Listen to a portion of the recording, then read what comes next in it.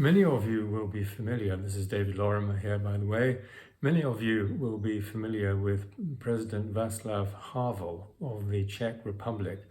And I found in The Marginalian by Maria Popova the following reflections on receiving his 5-year jail sentence. Later he became president of his country. And he was outlining his strategy for spiritual survival, and he writes this: I find myself in a radically new existential situation, and the first thing I have to do is to learn to live with it. We all have to learn to live with where we are, which means finding a completely new structure of values and a new perspective on everything, other hopes, other aims, other interests, other joys. I have to create a new concept of time for myself and ultimately a new concept of life. And he continues, learning to live with this new situation, and one of the tasks I've set myself during this long stay in prison, will be a kind of self-consolidation. When I began to write plays, I wasn't as inwardly burdened as I have been in recent years. I had far more equanimity. I saw most things in proportion. I had a balanced outlook and a sense of humour, without a trace of uptightness, hysteria, and bitterness. The positions I took were not absolute. I wasn't constantly brooding over myself, absorbed in my own feelings, etc. And at the same time, I possessed a kind of harmonious inner certitude. Obsessive critical introspection is the other side of pig-headedness, he writes. And then he continues, jail, of all places, may seem to you a strange instrument of this self-reconstitution. But I truly feel that when I'm cut off from all my former commitments for so long, I might somehow achieve inner freedom and a new mastery over myself. And I suspect that this same process went on with Nelson Mandela over a 27-year period.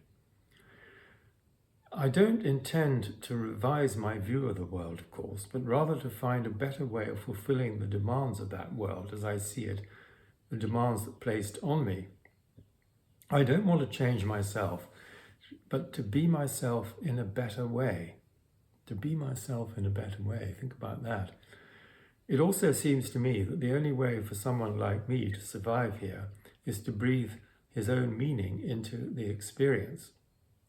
And then finally he writes, I've discovered that in lengthy prison terms, sensitive people are in danger of becoming embittered, developing grudges against the world, growing dull, indifferent, and selfish.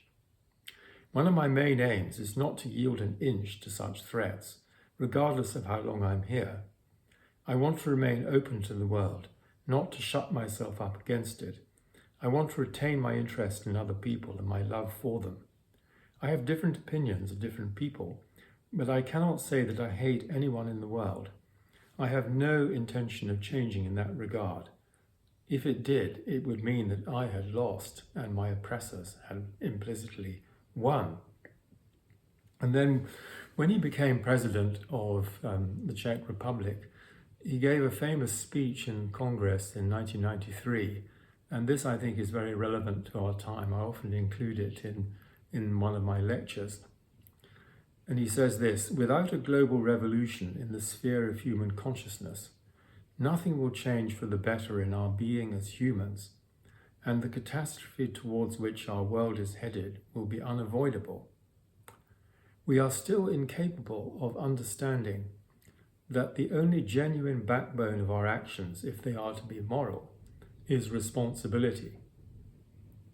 Responsibility to something higher than my family, my country, my firm, my success.